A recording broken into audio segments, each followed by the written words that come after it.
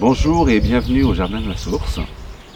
Claire, ma compagne et moi-même, Bertrand, nous avons essayé de créer un lieu différent pour des jeunes en difficulté et des jeunes en décrochage scolaire. Nous accueillons ici, de janvier à août, 5 adolescents qui viennent de toute la France, qui sont orientés par les services de protection de l'enfance pour un programme de remobilisation de 8 mois, destiné à permettre à ces jeunes qui sont décrochés scolairement, qui ne vont plus en cours, de reprendre un projet personnel, professionnel, familial, en retravaillant ici sur les fondamentaux de la vie. Donc les jeunes qui nous sont orientés sont des jeunes dits incasables, c'est-à-dire qu'ils ne tiennent plus dans les collèges, ils ne tiennent plus dans les foyers, ils ne tiennent plus dans les internats, etc. Parce qu'ils sont trop abîmés par les histoires familiales, par les expériences de la vie, par les mauvaises rencontres et les mauvaises fréquentations. Et donc à un moment donné, les travailleurs sociaux qui arrivent au bout de ce qu'ils peuvent proposer pour aider ces jeunes-là décident de séjours de rupture, de séjours qui sont éloignés de leurs endroits d'origine, de leur famille, de leurs milieux sociaux. Et donc, ils nous les adressent pour ce programme de remobilisation. Les difficultés qu'ils ont manifestées se traduisent par de la délinquance, par de la violence, mais c'est d'abord des difficultés qui expriment un profond mal-être. Je suis venu au Jardin de la Source, j'étais dans une période de ma vie de plus en plus compliquée. Au niveau de ma famille, c'était très conflictuel, j'étais en plein décrochage scolaire. J'étais très souvent en fugue et le plus difficile pour moi c'était mon moral qui était limite à zéro. C'était vraiment très compliqué. J'avais plus envie d'aller en cours. J'étais épuisé de me prendre la tête avec ma famille, avec mon entourage aussi. Et il fallait que ça change.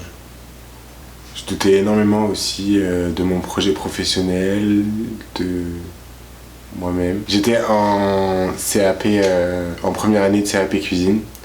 Donc j'ai fait à peu près 2 mois et après j'ai décroché. Alors après m'être fait virer de mon foyer, j'ai reçu un appel de mon éducatrice pour me parler en premier temps du projet de l'arbre à soie. Donc ça a été très vague, j'ai pas très bien compris. Donc j'ai attendu 2-3 jours avant, j'ai reçu un appel pour me dire qu'il fallait que je prenne une décision. Donc même en n'ayant rien compris, en ne sachant pas très bien où j'allais, j'ai quand même accepté d'y aller.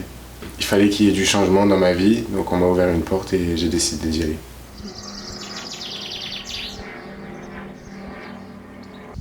Ce que nous avons surtout voulu développer et démontrer dans cette société qui va très vite, dans cette société où les gens ont tendance à s'isoler, et encore plus les adolescents, aussi bien dans les jeux vidéo que leur microcosme qui est les copains, le quartier, la cage d'escalier.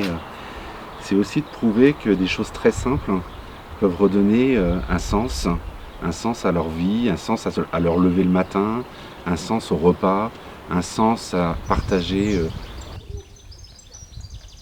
Donc nous mettons en place des ateliers, des chantiers, des rencontres, des visites qui permettent aux jeunes de vivre des médiations différentes et de pouvoir petit à petit se construire autour de projets dans le faire et dans le être.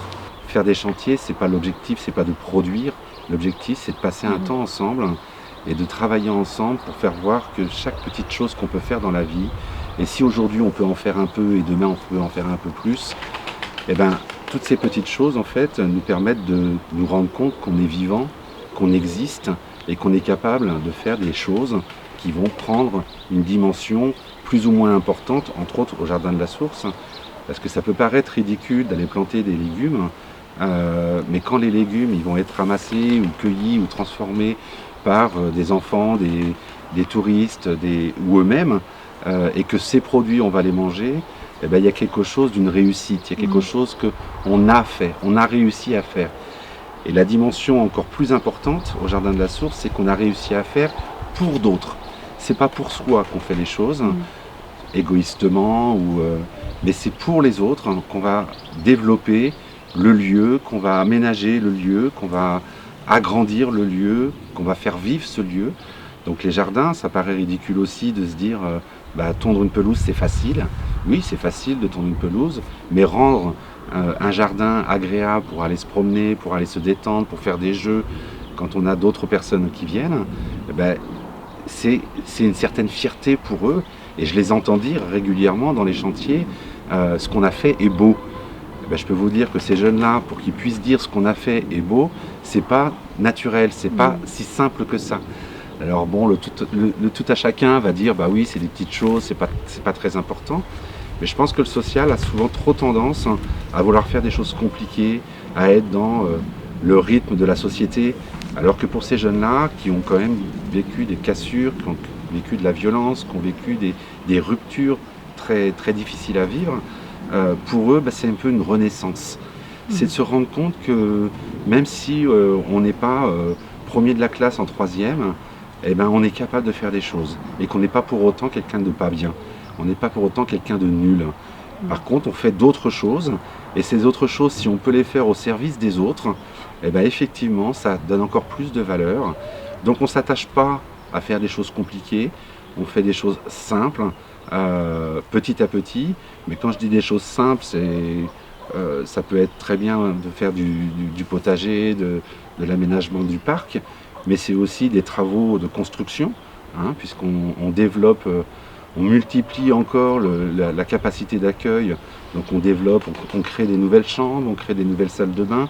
Donc on touche à la plomberie, à l'électricité, on touche au bâti, le ciment, le plâtre, le bois. Et tout ça, mine de rien, sans qu'ils s'en rendent compte, fait un résultat auquel on peut être fier. Et je pense que notre objectif, c'est effectivement leur donner un sens à leur vie et que le sens ne soit pas tourné autour uniquement de la vidéo, enfin des jeux vidéo ou des copains, mais ça soit un sens de produire quelque chose à notre vitesse, parce que effectivement on n'est pas rentable, parce que c'est pas ça qu'on cherche, mais on cherche effectivement à ce qu'il y ait un début et une fin, et qu'ils puissent après parler de ce travail qu'ils ont fait. Et ils en parlent à qui? Au tourisme solidaire qui vient, aux gens qu'on va rencontrer à l'extérieur, à leur famille, à leurs proches, en disant voilà, c'est moi qui ai fait ça. Alors voilà, nous on a toujours essayé de trouver ou de chercher en tous les cas des activités à faire qui sont loin d'être très compliquées sur un plan technique, mais qui sont effectivement des chantiers épanouissants pour leur permettre à eux de se rendre compte qu'ils sont capables de faire, de développer.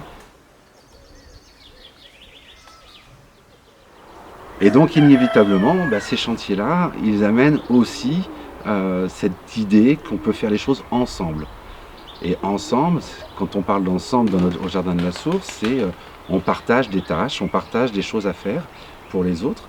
Et donc on vit le collectif. Travailler en équipe, c'est facile pour personne. Pour ces jeunes-là, c'est encore plus difficile. Parce que comme le disait Claire tout à l'heure, un des gros travaux qu'on fait ici, c'est la communication. On voit bien que dans cette société d'aujourd'hui, communiquer, c'est compliqué. Alors imaginez pour ces jeunes-là qui ont été rejetés, qui ont été mis de côté, entre guillemets, la communication, ils n'y croient plus vraiment. Ou alors, ils connaissent leur communication, qui est une communication très violente, très physique. Et donc, ils se rendent compte ici qu'ils peuvent communiquer, qu'ils peuvent échanger avec d'autres personnes, que la bienveillance, ça existe, qu'on n'est pas là pour se moquer, on n'est pas là pour juger, on est là pour partager. C'est surtout que quand on est très fragile, toute remarque qu'on reçoit, c'est forcément une remarque agressive, une remarque blessante. Et donc, arriver à apprendre à accueillir ce qui nous est dit, non pas comme quelque chose de destructeur, mais comme une remarque pour nous faire progresser, comprendre que c'est dit pour construire et pas pour détruire, tout ça, c'est un vrai chemin qui part de la bienveillance, effectivement, et qui part des principes de vie qui sont fondamentaux ici et avec lesquels on ne négocie pas et on ne transige pas. C'est des principes qui sont définis par une charte et qui, justement, posent comme présupposé que pour vivre ici ou pour séjourner ici, il faut être dans cette bienveillance, il faut être dans ce respect et il faut être dans ce sens du partage. Donc ça, c'est des choses qu'on développe beaucoup aussi à travers des temps forts au cours de la prise en charge. Dans les 8 mois, on emmène les jeunes en haute montagne, on les emmène en voilier, en croisière pendant 10 jours. Et l'enjeu de ces temps-là, c'est vraiment, là encore, de marquer une rupture et une mise à distance, mais c'est aussi de leur permettre de se confronter à eux-mêmes, à leurs limites, et de voir que finalement, dans la difficulté, le seul moyen de surmonter la difficulté, c'est d'être aidé par les autres. Et de se faire aider, ce n'est pas un aveu de faiblesse, au contraire, c'est un aveu de force, parce que c'est grâce à ça que tous ensemble, on va pouvoir arriver au sommet ou qu'on va pouvoir aller jusqu'au terme de la navigation. Donc ces expériences-là, tout comme les médiations, les activités qu'on va mettre en place localement, elles permettent de développer ces compétences qui sont fondamentales. On met en place un atelier théâtre, on a de la musique, on a du sport.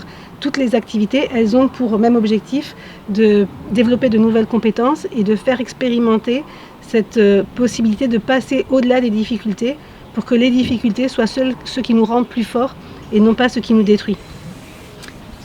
Dans cette expérience-là aussi, le regard des autres, qui est souvent un regard qui les a détruits, qui les a fragilisés, ça devient ici un regard qui les fait grandir et qui les encourage. Il y a des jeunes qu'on accueille ici qui ont toujours été placés, c'est-à-dire qu'ils ont 16 ans, 17 ans, et tous les adultes qu'ils ont rencontrés dans leur vie, c'était des gens qui étaient payés pour s'occuper d'eux et qui étaient payés pour les encourager. Et l'enjeu du programme de remobilisation, c'est de leur permettre de vivre des expériences positives à travers lesquelles ils vont se reconstruire leur estime d'eux-mêmes, reconstruire leur goût de vivre, reconstruire leur joie, reconstruire le désir d'aller vers d'autres personnes. Et donc c'est un lieu qui est à la fois un lieu de travail éducatif et social, mais qui est aussi un lieu de socialisation et de citoyenneté ouvert beaucoup plus largement à toutes les personnes de bonne volonté qui veulent venir le temps d'activité en journée ou pour des séjours de tourisme solidaire et qui vont partager notre quotidien, prendre les repas conviviaux, avoir nos discussions, partager nos discussions et puis co-construire le projet et co-construire ce lieu. Ici, ils vont partager leur quotidien avec des touristes solidaires qui sont hébergés dans les gîtes ou dans la maison et qui vont échanger avec eux, manger avec eux, préparer le repas avec eux et finalement s'intéresser à eux pour ce qu'ils sont et non pas parce qu'il y a une mesure de protection de l'enfance ou parce qu'ils sont agitateurs et donc on s'occupe d'eux. Donc finalement, ces rencontres avec les touristes solidaires sont des rencontres improbables parce qu'ils vont rencontrer des personnes d'horizons très diverses, des artistes, des chefs d'entreprise, des professeurs, et ils vont les rencontrer en tant que personnes et créer du lien naturel avec eux. Et ce lien naturel, il se crée parce qu'on fait ensemble quelque chose, et ce qu'on partage tous, c'est le prendre soin du jardin, c'est prendre soin des autres, préparer des repas, etc. Donc c'est vraiment le jardin qui fait tiers, c'est le jardin qui nous rassemble, touristes solidaires, équipe éducative élargie, jeunes et familles accueillies, et bénévoles. C'est tout ça qu'on partage et c'est l'action qui nous réunit, cette action qui permet de créer un lieu qui soit un lieu accueillant et un lieu ressourçant pour tous.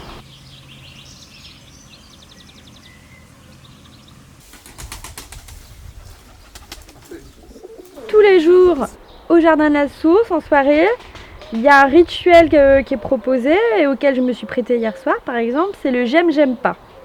Et donc, de la même manière, ce que j'aime en tant que touriste solidaire, c'est de découvrir une expérience de vie collective. Après, on a chacun son chez soi, mais on partage des moments ensemble. Et moi, j'apprends de la même manière que les jeunes, les chantiers. On